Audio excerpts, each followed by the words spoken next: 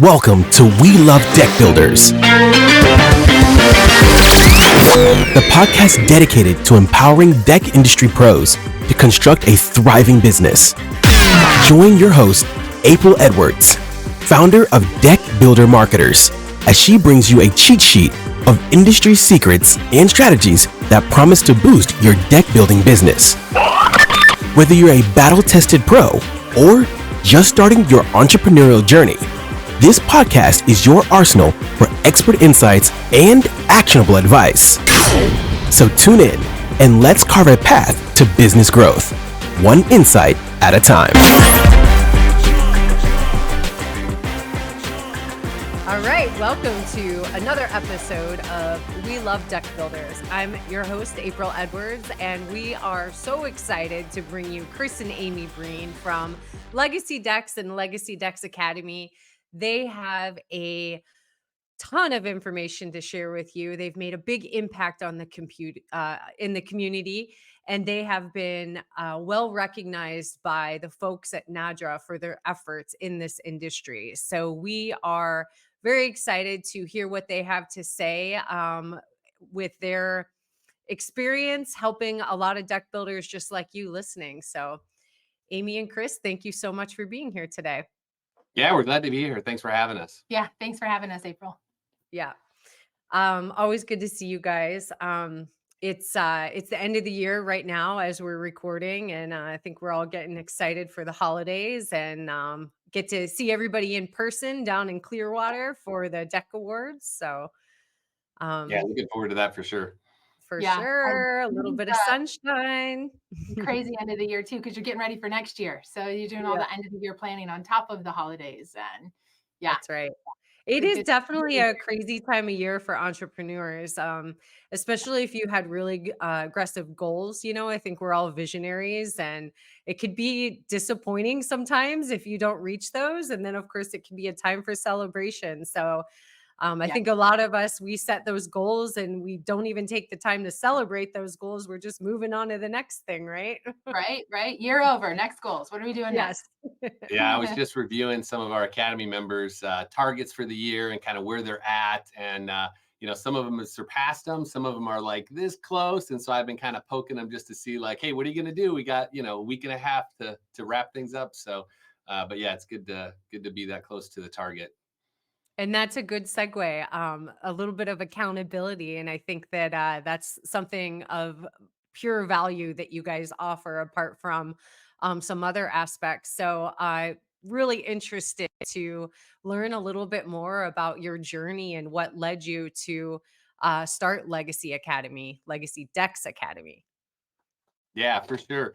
Amy and I, we've told this story several times, and usually if I'm telling the story, there's one version of it. If she's with me on stage or inside of the conversation, she's like, but that's not really. That's so it's good that you have Amy here because she can fact check my stories because she is a great storyteller, has a great memory, and is able to clearly communicate what the truth is usually versus yours is not. Yours is just, you're just missing pieces. Yeah. So that's, I don't know if that's a male thing or what, but anyways. So you guys just complement each other very well.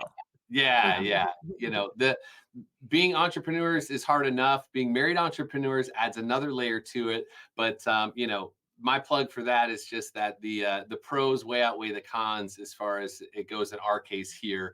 We complement each other great. Yeah. And we have fun in times like this too. So, well, why don't you share the story behind how Legacy Decks kind of came to be? Yeah. So the Academy was birthed because inside of Legacy Decks, we were very intentional how we built that business. We built a construction company many years ago, and it was the school of hard knocks. Like, we did everything wrong in that. We did a lot of good things too, but we did a lot of things wrong, and we learned a lot of lessons from it. And so when we got the opportunity to sell that business, and we took it. It was a cash offer, and that was it. We were done and out, and we were like, hallelujah, thank you.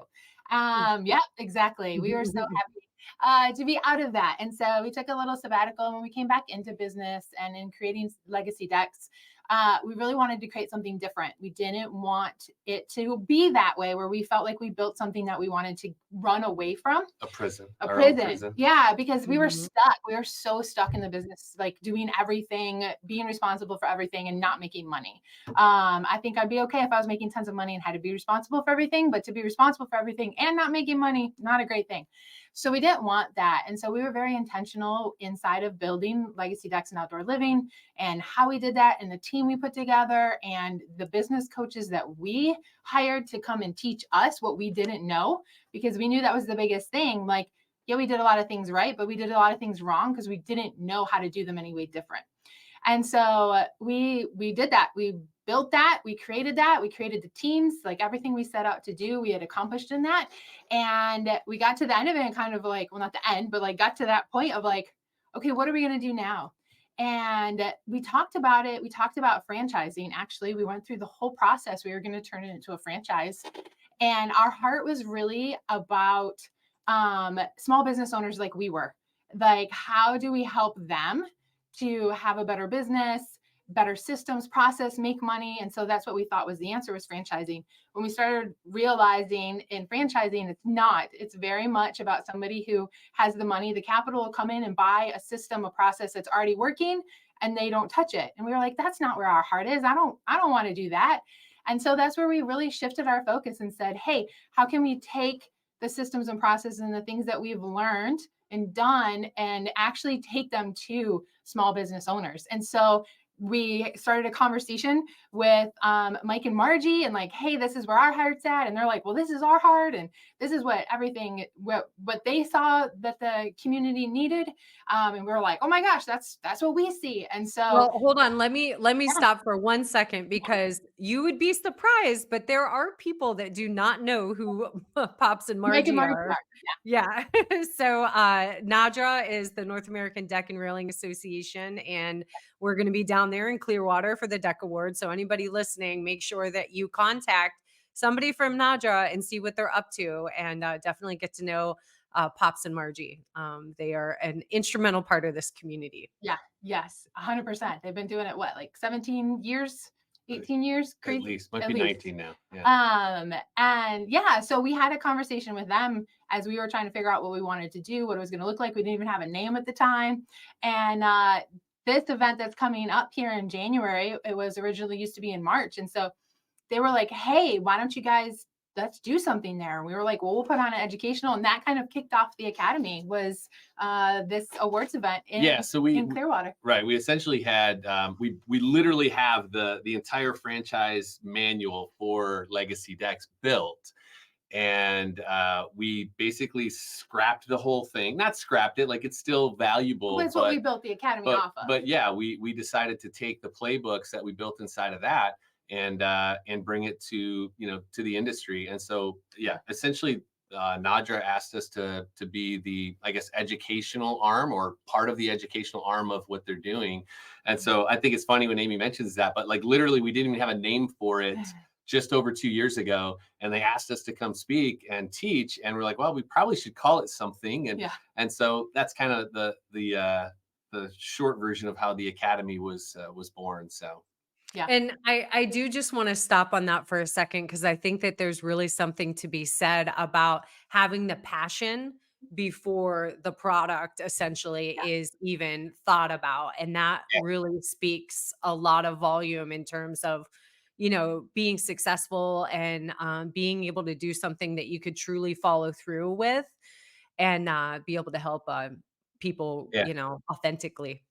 Yeah, absolutely. And it's been a lot of fun because we're still actively operating our deck business, right? But because we've got it to the place where it doesn't require us here, like I'm gonna be in Florida for 3 weeks right after Christmas. Like my business is gonna continue running whether I'm here or not.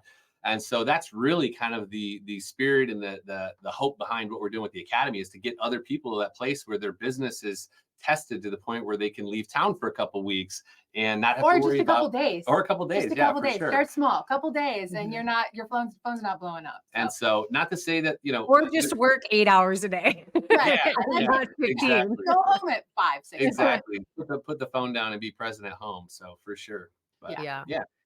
So I went to art school, and I can relate this a little bit to that, where I think what's really nice about you guys having your own company that you're still doing is that you're practicing what you preach. Of course, all of your experience comes from that, but things change all the time, and you have to have a nice pulse on the industry. So in art school, the instructors, the professors that we had, they were active in the art world or commercial art world. And so it just provided a lot more value because it's more tangible. It's not like you're just telling other people what to do without understanding what's happening in real time. So Right. super valuable.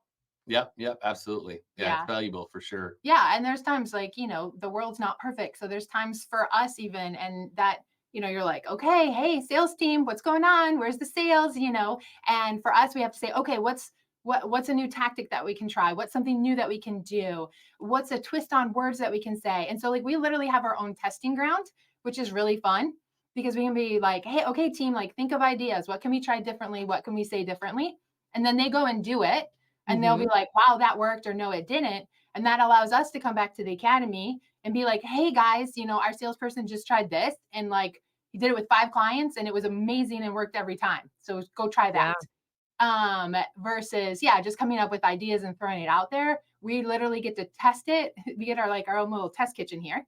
Hmm. They go try this stuff and then we can talk about it. So that way we aren't theory.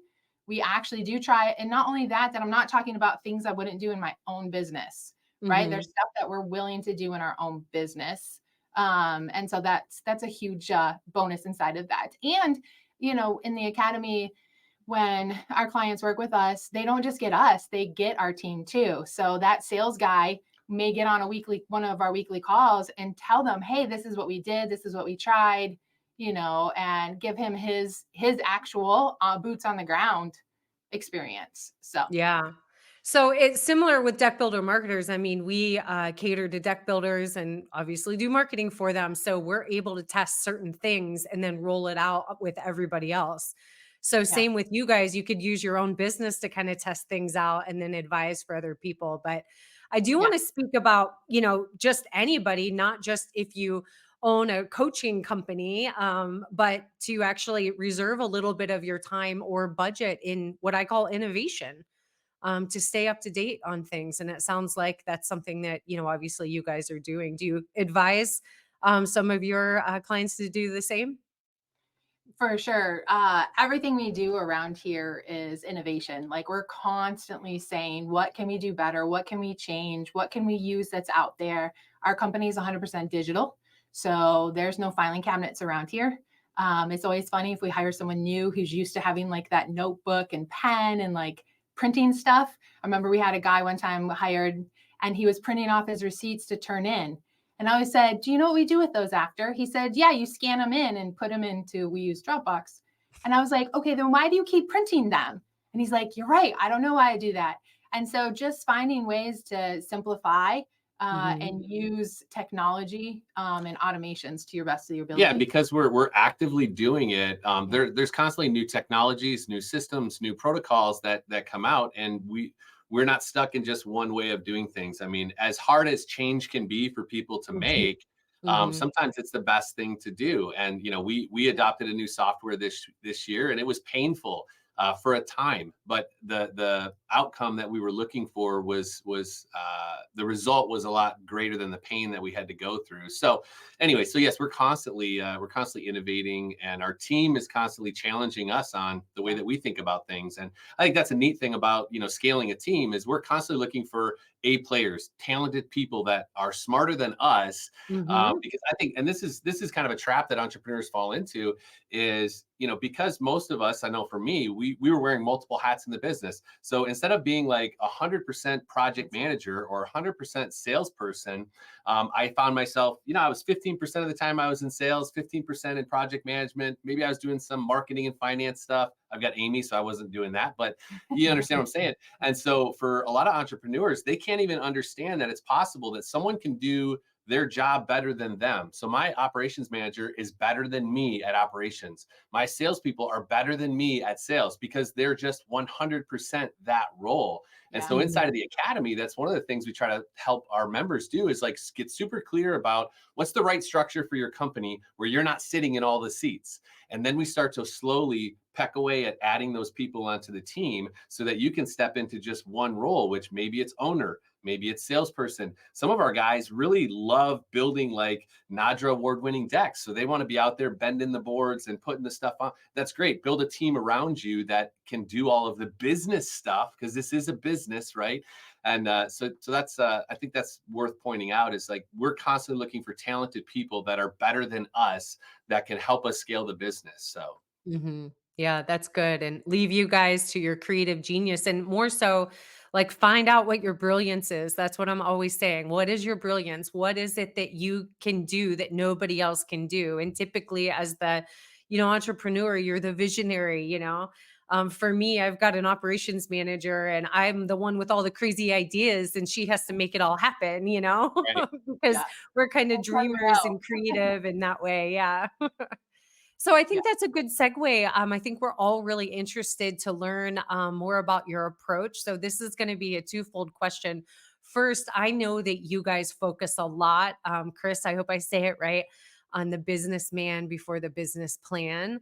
And so really interested to dive a little bit deeper in your approach from the personal component of consulting versus the business side. And then just in general, when you get started with your clients, what does that look like?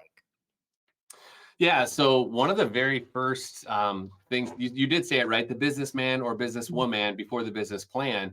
And I only know that because I did it wrong for so many years. Like I was constantly focused on just like this idea of someday I'll have the time and money from the business plan to be the man that I want to be. And the problem was I was just constantly chasing someday. And so it wasn't until I stopped and started to work on me. And what does that look like for our members is we literally give them access to the habits, routines, skill sets, mindset pieces that we've adopted into our life in a course, right? So one of the very first programs that we give them access to is a 30-day challenge where we challenge them to just commit to a discipline daily of investing in yourself, right? And for me, that looks like getting up in the morning, moving in some fashion, working out, walking, whatever that may be, meditation, reading about something, like learning. So I've got a very specific like 1 hour morning routine that I go through. It doesn't have to be morning, but that's what works for me.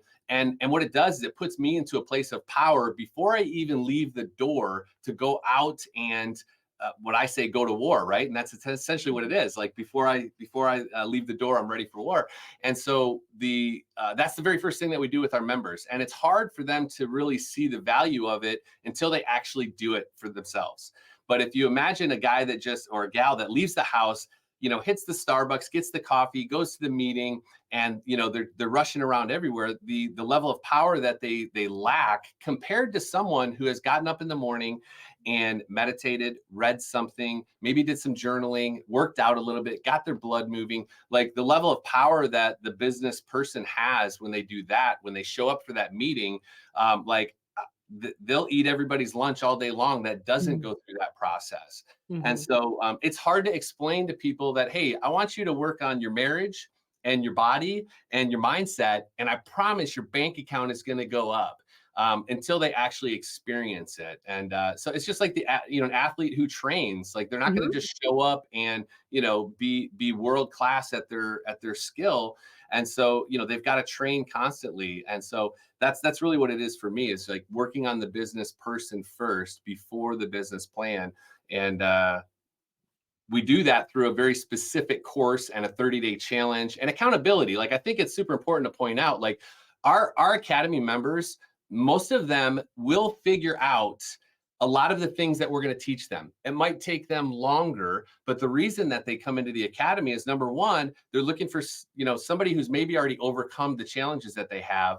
But number two, the big one is accountability. Like, I don't know about you, April, Yeah. but like I will do more when I tell someone else that I'm going to do it and have them hold Yeah. me accountable than if I just say, hey, I'm going to go do this thing and nobody knows about it. I will publicly post on social media, like, I'm going to do this challenge. I've done 75 hard a couple times.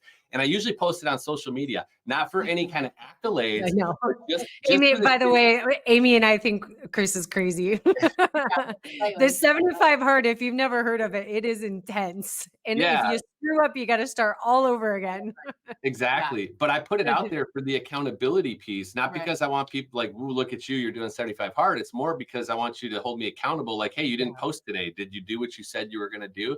So that's what, the reason I think a lot of the Academy members that we have participate with us is because they're looking for a clear plan, a custom plan, really. There's no one size fits all, and the accountability to actually go do the things that they say that they're going to do, because life is going to get in the way. As soon as you set a target and decide you're going to do something, the world is going to test you. Life is going to test you and say, oh, you said you're going to do that. Well, here's this. You get sick and your sales are down and your marketing's not working, right? Like, the world is going to test you when you set out to do something of importance. So My husband always says, everyone's got a plan until you get punched. Mhm.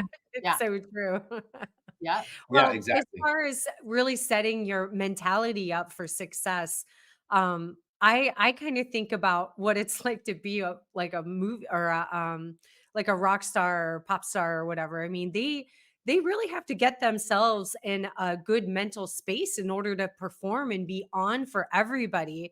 And just because we're not making millions and millions of dollars and in magazines and all this stuff, we still have to have the same level of being on and Mhm. being prepared in order to be there for the people that are depending on us. So, both of us in our businesses, it's very similar. I mean, we have our clients and we have our team, and all of these people are looking up to us to make the right decisions quickly and to be supportive and coach them through what they need. And if you're not feeling good and you're not spending time for yourself in order to, to get yourself in the mental space that you need to be, you're not going to be able to show up for anybody else. So I just Absolutely.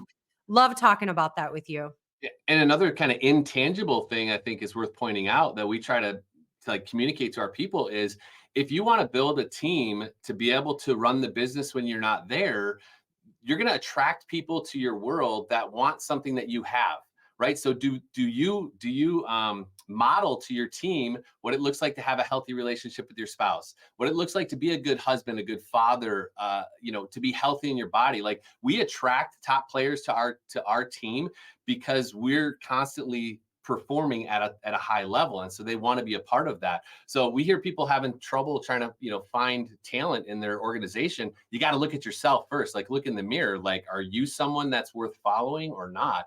And so a lot of what I do, yes, I do it for myself, but the intangible benefit is I've got a team of just absolute killers that are chasing me down, that want to have the life and the lifestyle that we're creating. So that's Mhm. important, I think, when it comes to building a team, is like, be who you want to attract. So Yeah. I think another good segue to the word that is coming to mind as you talk is just having an intention and being intentional with everything that you do.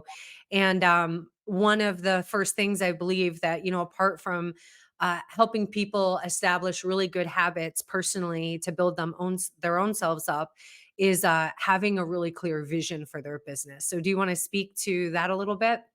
Yeah, that's the first time. So when we work with our inner circle members, they come into the academy for a kickoff with us in person, and that's where we start with all of the stuff the business owners seem to never want to get to or not do, because it's kind of like the pie in the sky, mushy stuff. But it's their core values, their vision. Like, who are they? Like, what's the purpose? A lot of times people are like, oh, my purpose is to make money. And I'm like, are you making money? They're like, no. And I'm like, then why do you go to work tomorrow? Like, you have more purpose than that, right? Like, your purpose isn't money. There's something more inside of there. Like, you're creating something for what? And so that's what we work with. Very first thing inside of their business is, what's your core values? What's your purpose? What is your, what we call BHAG, which is this big, hairy, audacious goal. So like, if I could take all time, money constraints away in 10 years, what do you want that business to look like? And it's got to be something that nobody can tell you can't do, but everybody thinks you're crazy if you did do it. And that's just to get your mind thinking bigger than the moment that you're in right now, to give you that vision. And it gives you something to run after, that if you just kept something small, you'd run small. So run after something massive and miss, because you're going to end up way farther than if you would have just set that small goal. And so we do that. And then we come back. We're going to set 3 years. We're going to set 1 year. We're going to set 90 days. And then we talk about, what are you doing next week? And it's all those increments, because vision isn't just about your future vision. Your vision is that path all the way along. And when you can see not only where you're going, but all of the little steps to get you, that is true vision. That's really being able to see what you can accomplish. And of course, everything doesn't go to plan, and that's okay, because if you know what the next step is, you can course correct and shoot towards the next step. So that's a huge part of what we do. And like I said, some people think of it as like the mushy stuff, but it's the everything. It's the reason to get up in the morning and push forward. And when you have that down and you tell your team about it, and you tell your spouse about it, and you tell everyone around you about it, like, it's amazing what a purpose and a vision can do for a team. It puts everybody on the same page and everybody's rowing the same direction. Gosh, you get there so much faster. Yep. Yeah. And everybody working towards the same thing, and then really sharing those core values, I think is so, so, so important to even attract the right people Yep. that, fit into the vision and, the entire culture there. Yeah, So awesome. our whole hiring process that we do, and that we actually teach in the academy, is built around our core values of a company. So the questions we ask, the way we ask them, the way we look for the people when they come in, and we've built with our team at Legacy Decks, they're super protective of our culture, our team, our core values, because they want to protect that. They want to make sure that, like, one of ours is lifelong learners. And if I brought somebody in who I asked a question, what's the last book, podcast, or class you took in the last year? And they were like, oh gosh, I haven't read a book in 20 years. I don't even listen to podcasts. I don't do classes. And they came into our environment, and our people are talking about the podcast they listen to. And hey, there's this book. And hey, we're going to go do this class over here. Or we're going to this conference. Like, that person's going to feel like that, what is it? The round peg in a square hole, or square peg in a round hole, whatever that is. Yeah. They're just not going to feel like they fit, and our team's going to feel awkward to them. So those core values are super important. So, and our people aren't all the same. So that doesn't mean that you're hiring people who are all the same. It just means that the core of who our people are, they're the same. Yeah. Yeah. So, one of the obstacles, like with entrepreneurs and the people we work with, is getting them to understand that the vision matters, not just for, like, to have a clear target on where you're going, but like you guys both said, is like, you're going to attract people to your vision. If they're not attracted to your vision, to your path, then you probably don't want to hire them, right? And so there's so many intangible benefits to things like that, like creating a team. You've got to have a place that they want to go. If people don't see a future inside of your future, they create their own. They create their own. So you will hear a lot of guys say, like, oh, I don't want to bring someone on and teach them, because then they're just going to go start their own company. Well, yeah, because you don't have a vision big enough for them to fit in. So because what you're creating doesn't create what the future they want, they're willing to go start and do this all on their own, because that would be better than staying and working for you. So without that vision, they'll go want to start their own thing. I think that's for me personally, that's one of the best things about what I do, is being able to nurture other people and support other people in their dreams, and coach them to be the best that they can. I think it's so rewarding, more so than money or anything like that is, and especially if you have people on your team that have been with you for a while. I just got done talking to my SEO guy. I got to see him have his first baby, and they're going to have their next baby. And that's just amazing to see that you can support somebody through building their own families and lives together. Yeah. For us, one of the things too is not always about, sometimes their vision doesn't fit inside of your business, and it's okay. We had one of our guys who was with us forever. He had a true heart for addiction. It was something he had battled and won. recovery, maybe you say, not addiction. Recovery. Yeah. Okay. Mhm.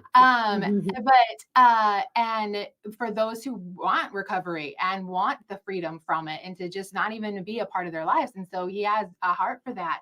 And inside of what we were creating and doing, as far as like development and really building into him as a person, like it gave him the courage to step out and begin that.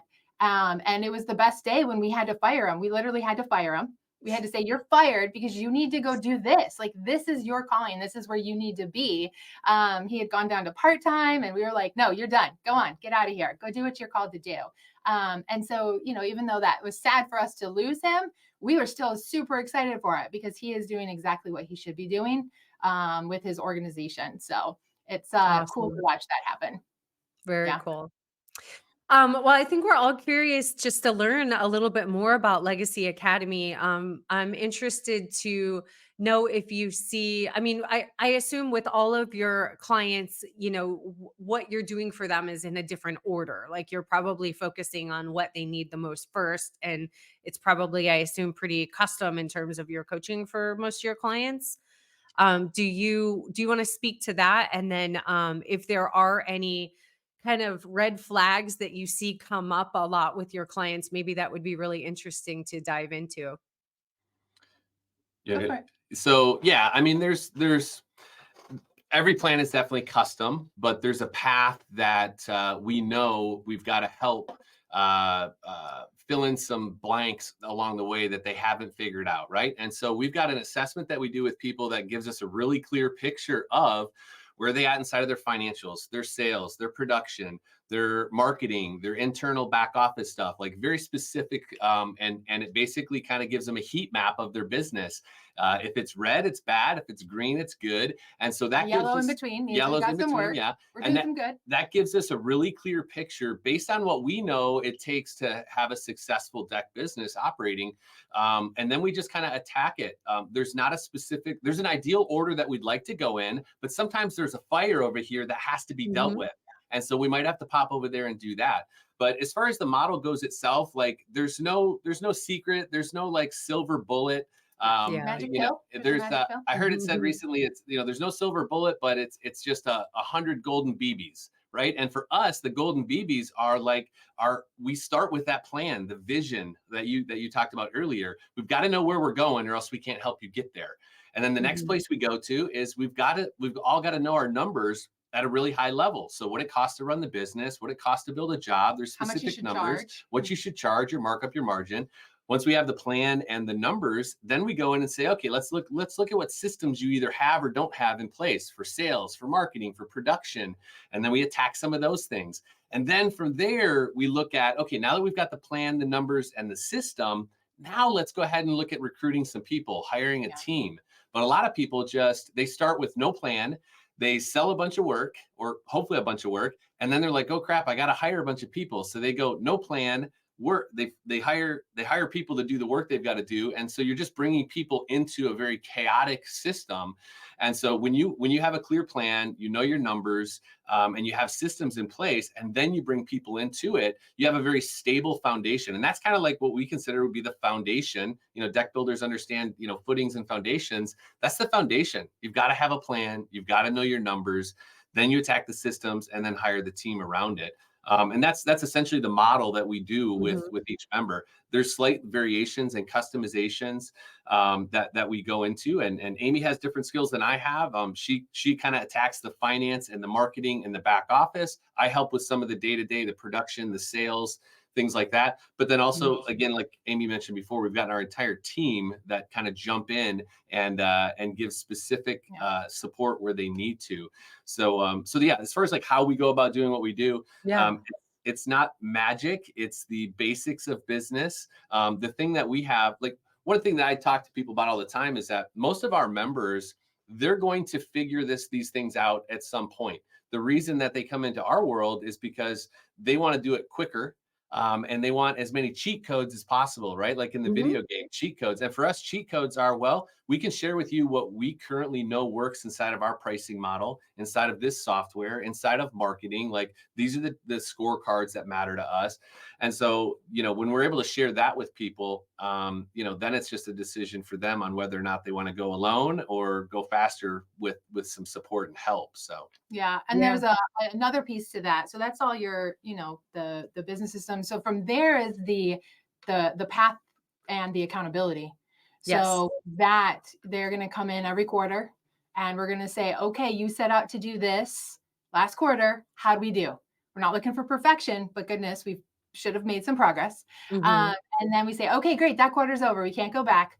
What are we doing next quarter? What's the numbers we're hitting next quarter? What are the goals that we need to accomplish inside of all those different areas, whether it's, having your budget or creating a sales process or hiring a new person? Like, what do we need to do next quarter? Okay, great. Who's doing it?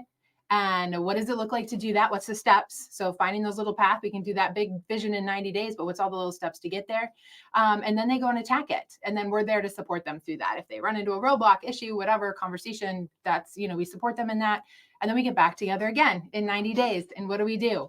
Okay, let's look back 90 days. How'd you do? Okay, great. We're moving on. Set the next 90. So our world Mhm. all revolves around 90-day increments. Mhm.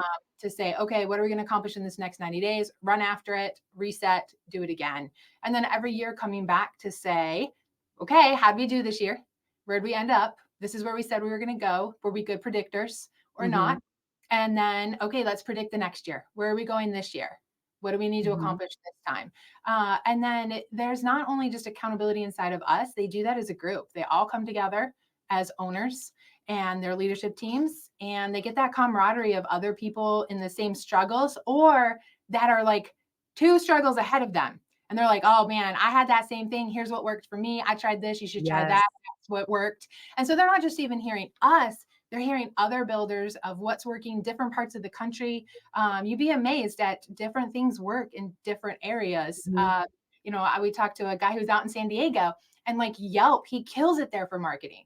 Like he gets all of his work from there. And some of us on East Coast were like, what? You get work Yeah. from Yelp? And so, of course, our company had to go and try it. We were like, we're going to put some money in Yelp and see how it goes. Didn't go so well for us. Apparently, Yeah. here, people don't search for a deck builder in Yelp. Where he's Mhm. at San Diego, though, like that's all they do. But it was good for other people to hear that and say, hey, I'm going to try in my area. Maybe there's a market there that I didn't know. And Mhm. let's throw a couple $100 and see what happens. Mhm. And so it's just good. Innovation testing. Yes, yeah, yeah, and it's not just on us, it's other builders who are at different levels in their business that are able to hear how other people are doing things too, so. Yeah, again, there's no one size fits all. We have guys that have service divisions to their company. We have guys that do sales with canvassing, right? Like door to door canvassing. Like there's so many variations, and so I like to say like none of us is as smart as all of us, right? As smart as Amy and Mm. I think we are, when we get a whole room Knowledge of bombs. yeah, when we get a whole room of entrepreneurs Yeah. together that are doing different things, like that's a very smart room, and I like being in rooms like that. So. So I'm hearing accountability for sure. I mean, it's a lonely place at the top, you guys. Sometimes it's hard. I mean, your team, they probably like sometimes I wonder if my team just wonders, oh, she's going on vacation, like all this stuff, but it's a lot. It's a lot of pressure, it's a lot of work.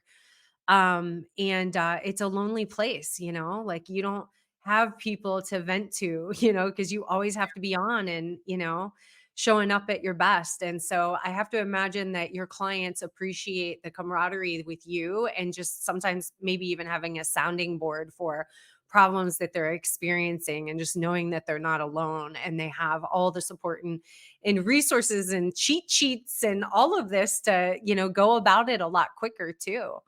Yeah, So it yeah, sounds yeah, it sounds amazing. So, I'm really interested. Oh, actually, before I ask that question, I know from talking with you guys before, one of the top problems that you guys see in a lot of deck builders, and it has to do with the numbers, if I'm correct. So, do you guys want to speak to, the top problem that you are consulting on that you find?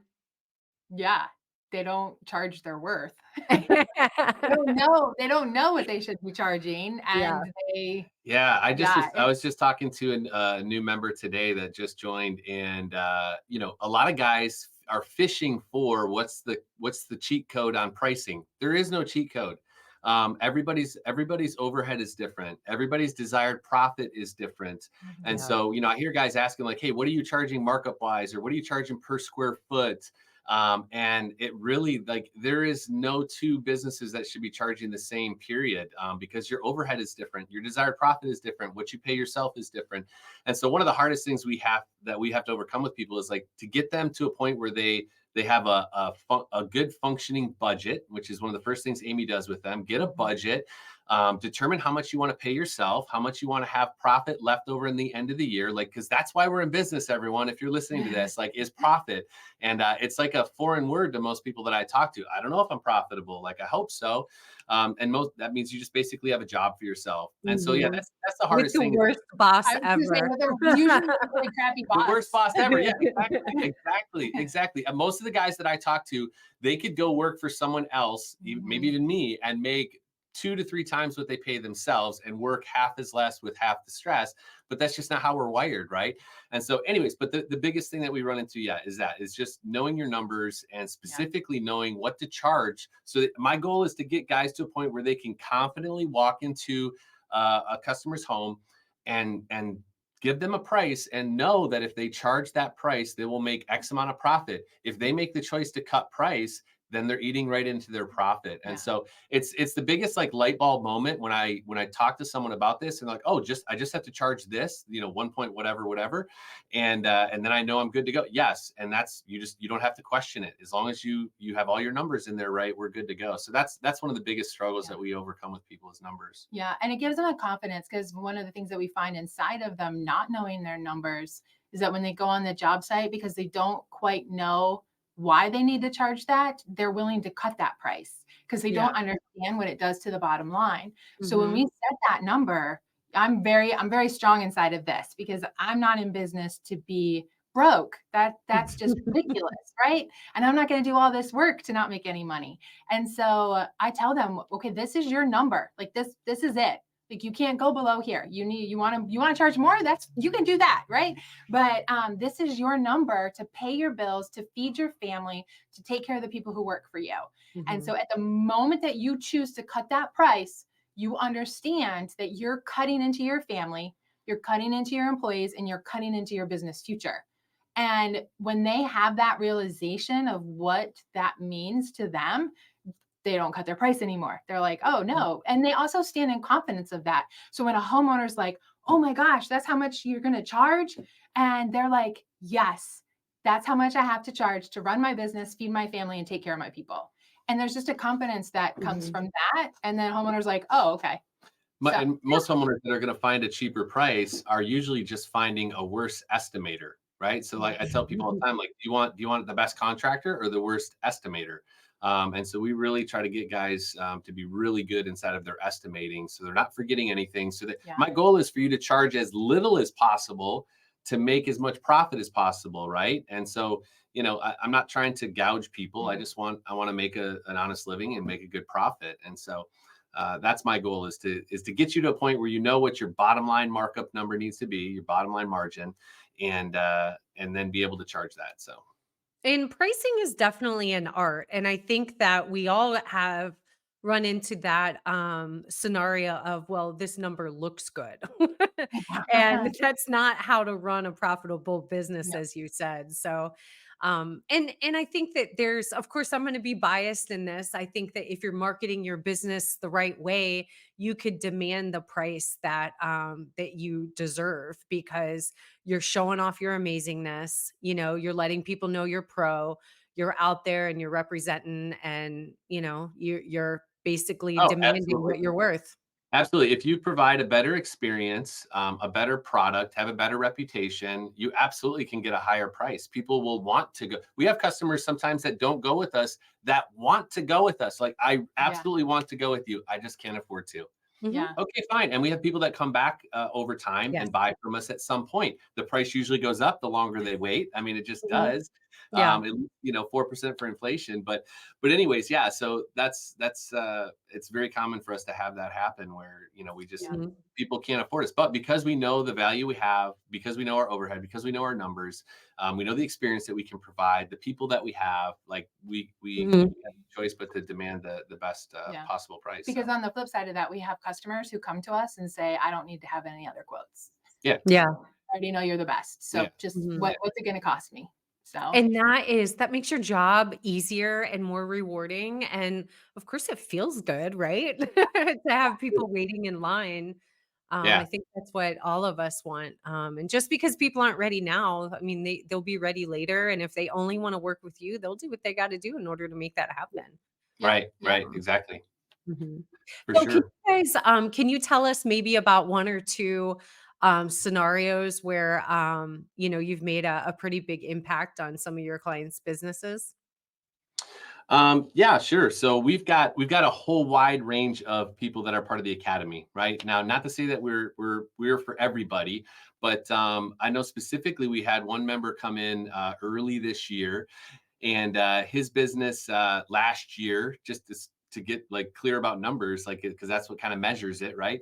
He did about $400,000 in revenue last year and was full time on the job site.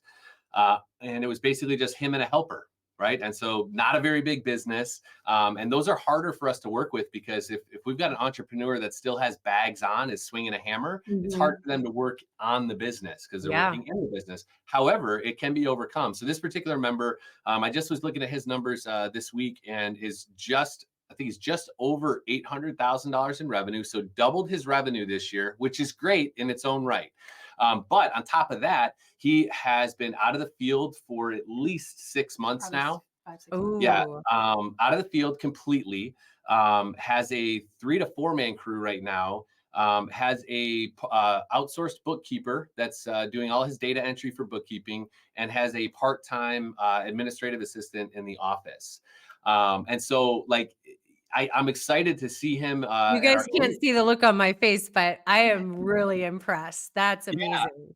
Right. I mean, to be able to do that is fantastic. And so, but we also have guys on the other. We have people that are already doing multiple millions of dollars of business.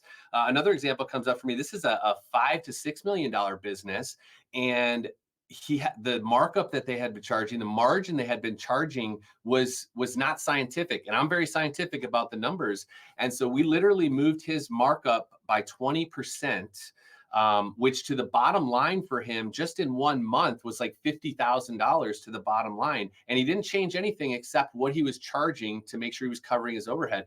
So, that was huge impact as well. Yeah. Who else do you want to mention? Yeah, we have a client that Oh, yeah. we've worked with and been in business for years, and built a good sized business, but never seemed to make money. And when they actually joined with us, they were like, we can't afford you, but we can't afford not to hire you. And they Yeah. did like a wing and a Yeah. prayer. And this year, when we had our third quarter, I had to sit down with them and I was like, okay, listen, I need you to hire a tax strategist because you've made Yeah. so much money this year. Is I need you to figure out how to not pay taxes on this. Mhm. And they had tears in their eyes because they're like, we've never made money. We don't even know what this looks like or feels like. And the husband was like, I kind of like wake up and pinch myself because he's like, is this even real? And here's the thing, Chris talked about earlier about and us about like, there's no silver bullet or magic, Mhm. pill. Like these people have done that not because of us. And when we work with clients, when they come in, the very first thing I say is I am 100% not responsible for your success. Okay. Because I will be there to hold you accountable. I will direct you. I will give you cheat codes. But at the end of the day, like they have to do the work. And these are Yeah. people who did the work. Like they put Mhm. in the time. The one that I was just talking about, they are disciplined, man. They are the ones who are like, okay, what do we do next? Okay, great. We're going to do this, this, Yeah. this. And they execute, they do it, and they Mhm. come back and they say, okay, what do I do now? And they Yeah. started out by going through our personal development program, and I gave them, there's 3 specific books I give people to start right out of the gate, and I tell them 10 pages a day, report back to me that you're doing this, and they would go through book after book after book. So they were just executors at a high Yeah. level. They Yeah. doubled their personal income. They have multiple 6 figures of profit in the bank right now, which is why Amy was telling them to get the tax strategist. They have a showroom, which they've never had before, never had a showroom in their life, in their business, opened up a showroom.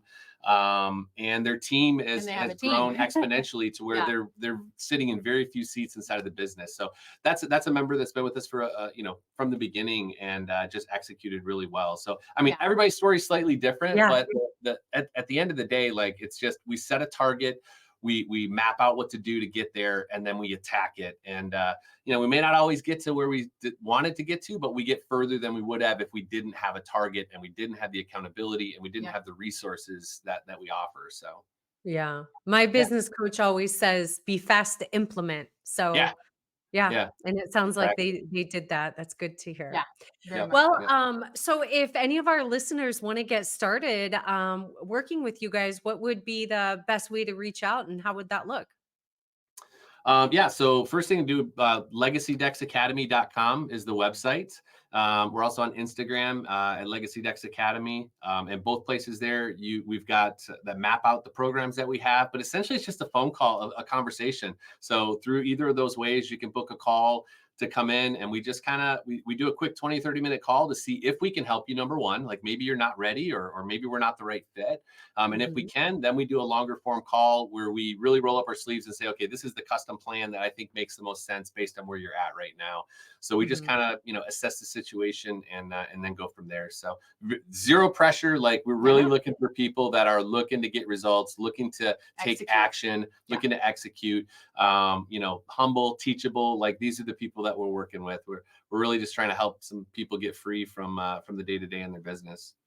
Sounds good. Anything on the horizon now that we're going into 2024 for Legacy Academy? Let's see. Anything on the horizon for us? No, not right now. More of the same, really.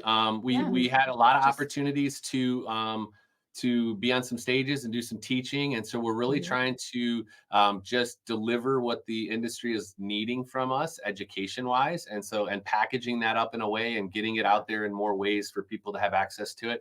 So if I could say anything, probably we're going to be more intentional about delivering as much free value as we can inside of our social media channels and things like that, just so we can, help as many people as possible. So that's my commitment anyways. Yeah. And one of the other things that we talked about is, there's a big thing about meeting people where they're at.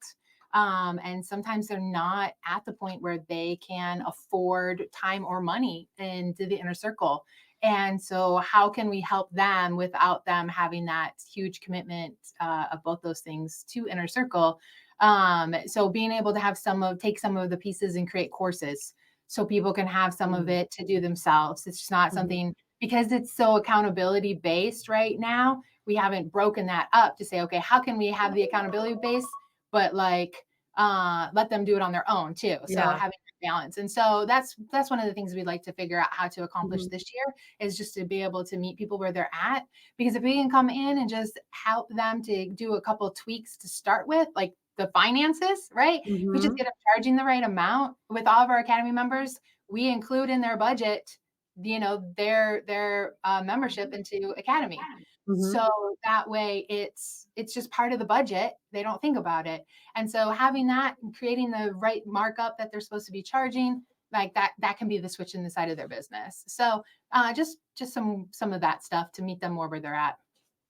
And I want to plug you guys. I mean, it's kind of, it's after the fact, and I don't know if you're planning to do it this coming year, but thanks to Chris and Amy and, Pops and everybody at NADRA, they put on a brilliant educational program, I guess you can call it, for Deck Expo. It was called the Deck X Talks. I had the honor of speaking with Amy there, and the turnout was amazing at every session I went to, and just full of knowledge bombs, as I say.